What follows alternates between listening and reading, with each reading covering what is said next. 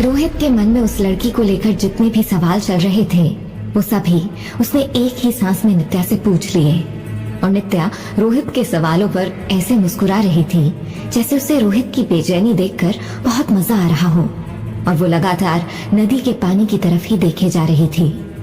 रोहित ने देखा कि वो किसी भी सवाल का जवाब नहीं दे रही थी, तो उसने उससे दोबारा जोर देते हुए पूछा, तुम सुन भी रही हो कि मैं क्या पूछ रहा हूँ तुमसे? बोलो नित्या। नित्या जो अभी तक नदी की तरफ देख रही थी, उसने रोहित के सवाल पर अचानक ही पलटकर उसकी तरफ देखा, और जैसे ही उसकी नजरें रोहित की नजरों से मिली, एक पल के लिए रोहित उसकी बड़ी बड़ी गहरी खूबसूरत आंखों में ही खो गया। वो चाहकर भी अपनी नजरें नहीं हटा पाया कि तभी नित्या ने उसे टोकते हुए बेहद नजाकत के साथ मीठी सी आवाज में पूछा, क्या हुआ? कहाँ खो गए रोहित?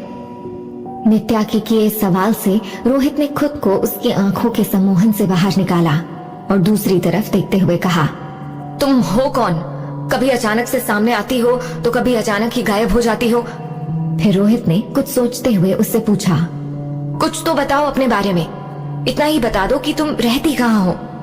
नित्या जो लगातार रोहित की तरफ मुस्कुराती हुई देख रही थी और हवा चलने की वजह से उसकी उलझी हुई लटें उसके चेहरे पर आ रही थी, उसने रोहित की तरफ देखते हुए कहा, शमशान। नित्या शमशान घाट में रहती है? ये सुनते ही रोहित की आंखें फटी की फटी रह गईं और उसने घबराते हुए पूछा, तुम ये क्या कह रही हो? भला शमशान घाट में भी कोई रहता है? कौन हो तुम? मुझे साफ साफ बताओ। ये पूछते हुए रोहित घबराकर 2 कदम पीछे हट गया। तभी नित्या खिलखिलाकर हंसी और उसकी हंसी चारों तरफ गूंज गई। उसकी हंसी एक अल्हड़ सी लड़की की तरह लग रही थी जो छल कपट से कोसों दूर हो, और उसकी भोली सूरत और प्यारी सी मुस्कान देखकर रोहित सब भूल कुछ पलों के लिए उसमें ही खो गया। नित्या ने कहा, मेरा मतलब ये नहीं था कि मैं शमशान घाट में रहती हूँ। मेरे कहने का मतलब था कि मैं शमशान घाट के पास ही रहती हूँ। वहीं घर है मेरा, न कि शमशान घाट के अंदर। रोहित उससे फिर पूछता है, अच्छा तो तुम कल अचानक कहाँ गायब हो गई थी? कितना ढूंढा मैंने तुम्हें, तुम कहीं नहीं दिखी। नित्या ने मुस्कुराकर उसकी तरफ देखते हुए कहा, अरे मैं नहीं, तुम गायब हो गए थे। पता नहीं क्या देखा तुमने कल ऐसा जो चिल्लाते हुए भाग गए। रोहित को उसकी बातों पर भरोसा होने लगा और उसने नित्या से पूछा, नित्या क्या तुम्हें वो मंडोलिका याद है जिसके पास गांव के लोग सूरज की बारात लेकर गए थे? नित्या ने आराम से कहा, हाँ मुझे याद है, लेकिन तुम क्यों पूछ रहे हो? रोहित उसकी बात सुनकर एकदम चौंक गया। उसने एक ही सांस में नित्या से पूछा, क्या तुम्हें सच में याद है? तुम मजाक तो नहीं कर रही हो ना? उसकी बात सुनकर नित्या बोलती है, हाँ मुझे याद है, मंडोलिका भी और सूरज की बारात भी, पर तुम ये सब बार बार क्यों पूछ रहे हो? उसकी बात सुनकर रोहित को कुछ सुकून मिला कि चलो किसी को तो वो सब याद है जो गांव वाले भूल चुके हैं या भूलने का नाटक कर रहे हैं। लेकिन तभी रोहित ने थोड़े हैरत के साथ पूछा, लेकिन जब पूरा गांव इस बात को भूल चुका है तो तुम्हें कैसे याद है सब? रोहित के सवाल पर नित्या ने भी तपाक से जवाब दिया, अच्छा अगर ऐसा है तो तुम बताओ तुम्हें कैसे याद है सब? रोहित अपने ही किए हुए सवाल में उलझ गया और कुछ सोचते हुए कहा, मैं तो अभी वो इतना ही कह पाया था कि नित्या एक बार फिर से खिलखिलाकर हंसने लगी। तो रोहित ने उसे हैरानी से देखा, लेकिन तभी उसकी नजर ठीक उन दोनों के सामने कुछ दूरी पर खड़े एक 7-8 साल के बच्चे पर चली गई जो रोहित को ही देख रहा था। रोहित ने देखा कि वो बच्चा लगातार उसे ही देख रहा था और पता नहीं क्यों वो थोड़ा घबराया हुआ था। उसके पास एक कुत्ता भी था जो रोहित को देखकर लगातार भौंक रहा था। उसे ये सब काफी अजीब लगा तो वो उठा और उठकर उस मासूम से बच्चे के पास जाने लगा। लेकिन इससे पहले कि वो उस बच्चे के पास पहुंचता, वो बच्चा वहां से भाग गया। लेकिन वो कुत्ता अभी भी रोहित को देखकर भौंके ही जा रहा था। ये देख रोहित ने मन ही मन में खुद से कहा, अजीब बच्चा था, मुझे देखकर तो ऐसे डर रहा था मानो कोई भूत देख लिया हो। सारा गांव ही अजीब है ये। यही सब सोचता हुआ वो जैसे ही नित्या की तरफ मुड़ा तो वो भी गायब हो चुकी थी। रोहित उसे एक बार फिर ना पाकर हैरान और परेशान हो गया। उसने उसे चारों तरफ देखा और आवाजें दी, लेकिन वो उसे कहीं भी नहीं दिखाई दी। रोहित एक बार फिर पूरी तरह से घबरा गया और उसे कुछ समझ नहीं आ रहा था। चारों तरफ दूर दूर तक सन्नाटा फैला हुआ था। बस कुछ कौवे थे जो पेड़ों पर बैठे हुए शोर कर रहे थे और उनकी आवाज इस सन्नाटे में और भी डरावनी लग रही थी। वो वहीं बैठ गया और सोचने लगा, क्या ये नित्या सच में मुझसे मिली थी या फिर मेरा भ्रम थी? और वो बच्चा मुझे देखकर डर क्यों गया था? कुछ समझ नहीं आ रहा कि क्या हो रहा है मेरे साथ। कोई तो रास्ता दिखाओ भगवान, नहीं तो मैं पागल हो जाऊंगा। उसके मन में ये सब सवाल उठ ही रहे होते हैं कि तभी उसका ध्यान तालाब की ओर से आती पानी की छप छप की आवाज की तरफ जाता है। वो आवाज की तरफ मुड़ता है और तालाब को देखता है तो उसे तालाब में कुछ हलचल होती दिखाई देती है। वो ध्यान से देखता है तो उसे एक हाथ पानी में छटपटाता दिखाई पड़ता है। फिर उसे एक आवाज सुनाई पड़ती है, बचाओ बचाओ। आवाज सुनकर वो घबरा जाता है। वो इधर उधर देखता है पर वहाँ उसके अलावा कोई नहीं था। वो तेज कदमों से तालाब की ओर बढ़ने लगता है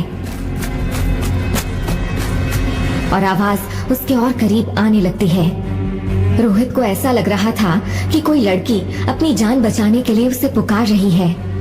थोड़ा और करीब करीब जाने पर उसे एक लड़की के दोनों हाथ पानी से बाहर निकलने की कोशिश करते दिखाई देते हैं। फिर अचानक ही वो लड़की झटके से अपने सिर को पानी से बाहर निकालती है। उस लड़की को देखकर और उसकी आवाज सुनकर रोहित को अचानक ऐसा महसूस होता है जैसे उसका कोई अपना पानी में डूब रहा था। वो लड़की बार बार खुद को पानी से निकालने की कोशिश कर रही थी। बचाओ, कोई बचाओ मुझे, मैं डूब रही हूँ, कोई निकालो मुझे यहाँ से। वो लड़की बार बार पानी में हाथ पैर मार रही थी और अपना सर पानी की सतह पर रखने की नाकामयाब कोशिश कर रही थी। उसकी आवाज सुनकर रोहित पूरी तरह से घबरा गया। इस पल में रोहित को तालाब में डूबती लड़की और उसकी आवाज के अलावा ना कुछ सुनाई दे रहा था न दिखाई। रोहित कुछ भी करके उस लड़की को पानी से बाहर निकाल लेना चाहता था। रोहित को ऐसा लग रहा था कि वो जितना उस लड़की के करीब जाने की कोशिश कर रहा था उतना ही दोनों के बीच फासला बढ़ता जा रहा था। ऐसे जैसे उन दोनों के बीच मीलों का फासला हो। मैं आ रहा हूँ, घबराओ मत, मैं तुम्हें कुछ नहीं होने दूंगा। ये बोलते हुए रोहित बेसुध सा तालाब की तरफ भागने लगा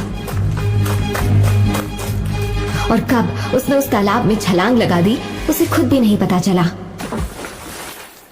रोहित पानी के भीतर उस लड़की तक पहुंचने की पूरी कोशिश कर रहा था। पानी के अंदर जाते ही उसे कुछ अजीब सी आवाजें सुनाई देने लगी। ये आवाजें उसके कानों में गूंज रही थी। उसे ऐसे लगने लगा जैसे वो रोहित नहीं कोई और है और वो किसी और ही दुनिया में है। ये लड़की कोई गैर नहीं उसकी अपनी है।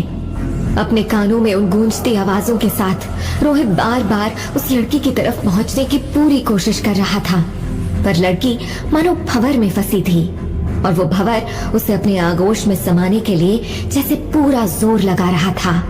और रोहित कुछ भी करके उस लड़की को थाम लेना चाहता था, ऐसे कि कोई उन दोनों को दूर न कर पाए।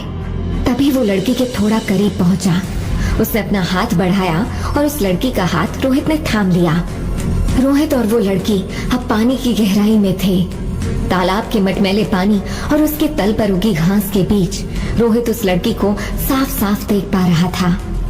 ऐसा प्रतीत हो रहा था जैसे दोनों ही पानी की गहराइयों में एक दूसरे की नजरों में खो गए हैं और उन्हें इसकी सुध ही नहीं कि वो है कहाँ। रोहित को ऐसा लगा जैसे वो उस लड़की को सदियों से जानता हो। तभी वो लड़की बेसुध होने लगी और पानी में अचानक आए एक झटके से रोहित का हाथ छूट गया और वो लड़की उससे दूर जाने लगी।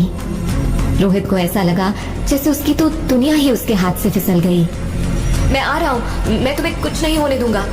ये बोलते हुए रोहित तेजी से किसी पेशेवर तैराक की तरह उसकी ओर तैरते हुए बढ़ा और उसने उस लड़की को पकड़ लिया। फिर अपनी बाहों में लिए वो पानी की सतह पर आया और किसी हीरो की तरह उस लड़की को तालाब से बाहर निकाल लाया। अब तक तालाब के पास गांव के काफी लोग भी जमा हो गए थे और वो तालियां बजाने लगे। उनकी तालियों की आवाज से रोहित जैसे किसी सपने से बाहर आया और उसने देखा कि उसकी बाहों में कोई लड़की नहीं, एक 10-12 साल का लड़का था। रोहित उस लड़के को देख एक पल के लिए सकपका गया। तुम पर तालाब में तो एक लड़की थी। अगर मैंने तुम्हें बाहर निकाला है तो वो लड़की कहाँ है? सभी गांव वाले रोहित की तारीफ कर रहे थे, लेकिन रोहित का ध्यान तालाब की ओर था। उसने कहा, पानी में कोई लड़की भी है, मुझे उसे भी बचाना होगा, मैं भी जाता हूँ उसे निकालने। तभी उस बच्चे ने कहा, नहीं भैया, पानी में केवल मैं डूब रहा था, मेरा पाँव फिसल गया था, मेरे अलावा वहाँ कोई भी नहीं था। ऐसा कैसे हो सकता है? मुझे तो पानी में एक लड़की दिखाई दे रही थी। इससे पहले कि रोहित अपनी बात पूरी कर पाता, तभी उस बच्चे के माँ बाप आगे आए और उन्होंने हाथ जोड़कर रोहित से कहा, आप तो फरिश्ता बनकर आए हैं हमारे लिए। अगर आप नहीं होते तो पता नहीं हमारे बच्चे के साथ क्या हो जाता। आपका बहुत बहुत धन्यवाद। रोहित ने हल्की स्माइल के साथ कहा, ऐसा मत कहिए, ये तो मेरा फर्ज था। रोहित सोच रहा था कि वो लड़की को बचाने गया था और बच्चे को लेकर तालाब से बाहर निकला। आखिर ऐसा कैसे हुआ? वो लड़की उसका भ्रम थी या कुछ और? सचिन, जो वहीं खड़ा ये सब बहुत ध्यान से देख रहा था, वो काफी शॉक लग रहा था। वो भीड़ को चीरता हुआ रोहित की तरफ पहुंचा और उससे पूछा, तू ठीक तो है ना? रोहित ने हाँ में सर हिलाया। सचिन की नजरों से लग रहा था जैसे उसके मन में रोहित को लेकर बहुत से सवाल चल रहे हों, लेकिन फिलहाल सभी के सामने वो खामोश था। वो रोहित को उस भीड़ भाड़ से अलग ले गया और मौका देखकर रोहित से पूछा, यार एक बात तो बता। रोहित, जो अभी तक अपने ही ख्यालों की दुनिया में था, उसने चौंक कर सचिन की तरफ देखा और कहा, हाँ पूछना। सचिन ने गंभीरता से पूछा, तो मुझे ये बता कि तूने तैरना कब सीखा? ये सुनते ही रोहित बुरी तरह से चौंक गया। उसके पैरों तले जमीन खिसक गई। रोहित को तैरना आता ही नहीं था। यही नहीं, उसे पानी से डर भी लगता था और इस बात के लिए उसका बचपन से अपने दोस्तों के बीच अक्सर मजाक उड़ता था। सचिन के इस सवाल का जवाब खुद रोहित के पास भी नहीं था। तभी सचिन का फोन बज उठा। उसने रोहित को बोला, जरूरी फोन है, मैं बात करके पुरोहित जी के घर पहुंचता हूँ, फिर तू मुझे फुर्सत से बताना कि तूने तैरना सीखा कब। ये बोलते हुए सचिन वहां से निकल गया। काफी देर तक रोहित वहीं बैठा रहा। उसके दिमाग में कई सवाल चल रहे थे। उसे तैरना नहीं आता, फिर भी उसने उस लड़के को बचा लिया कैसे? पानी के अंदर उसे लड़की क्यों दिखाई पड़ रही थी? पानी के अंदर क्यों उसे ऐसा लगा जैसे वो रोहित नहीं कोई और हो, कहीं और हो? यही सब सोचते सोचते अब अंधेरा भी हो गया था। उसके सवालों का कोई जवाब उसे मिला नहीं तो रोहित वापस पुरोहित जी के घर की तरफ चल दिया।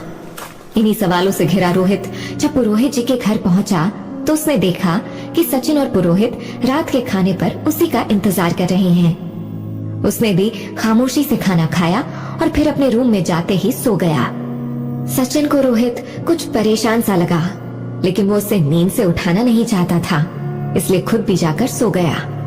पूरी रात रोहित को ठीक से नींद नहीं आई थी और इसलिए वो अगली सुबह देर तक सोया रहा। सचिन तैयार हो चुका था। उसने जाते जाते आवाज देते हुए रोहित को कहा, मैं साइड की तरफ जा रहा हूँ, तू भी रेडी होकर साइड पर आ जा। रोहित ने बिस्तर में पड़े पड़े ही उसे जवाब दिया, ठीक है, मैं थोड़ी देर में पहुँचता हूँ। उसका जवाब सुनकर सचिन वहां से निकल गया और रोहित उठ गया। उसकी आंखों में अब भी नींद थी और चेहरे पर थकावट। फिर भी साइड पर जाने के लिए वो तैयार हुआ और वहां से निकल गया। वो मंदिर के पीछे वाले रास्ते से होकर जा रहा था। रास्ता बिल्कुल सुनसान था। तभी रोहित को किसी के चूड़ियों की आवाज आई तो उसने पलट कर देखा। पीछे नित्या मुस्कुराती हुई चली आ रही थी,